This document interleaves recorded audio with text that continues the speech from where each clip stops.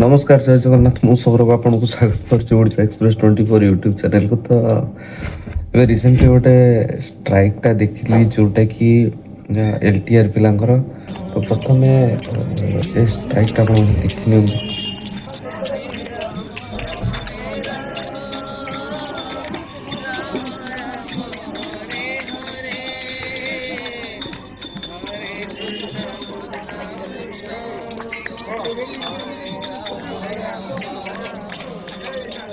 तो देखिबे एठी डायरेक्ट पूरा ओएसएस को श्रद्धांजलि ही देइतले। तो माने कोन कहबे माने एक्चुअली देखंतु एटा हस लागिबा कथा नुहे काहे कि ना देखंतु किछि लोक तो मजा लागि पारे ए जिंसटा बड जिंस होची से पिला माने केवल गोटे पिला आसुची गोटे स्ट्राइक माने से पिला नुह ता घर परिवार समस्ते रेस्पोंसिबल ता ऊपर डिपेंडेंट अछंती।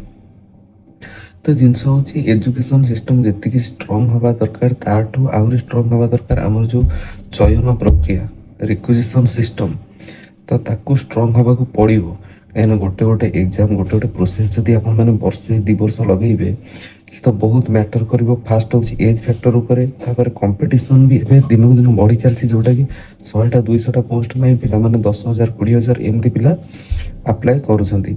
तो आपण मैंने निहाती कमेंट बॉक्स रे कमेंट करके जनातु एक्चुअली एथि दायी किए रोचे माने स्टूडेंट ना आम रिक्विजिशन बोर्ड ना किए एथि दायी रोचे। आपण मैंने निहाती अछि कमेंट बॉक्स रे कमेंट करके जनातु। रहिली जय जगन्नाथ।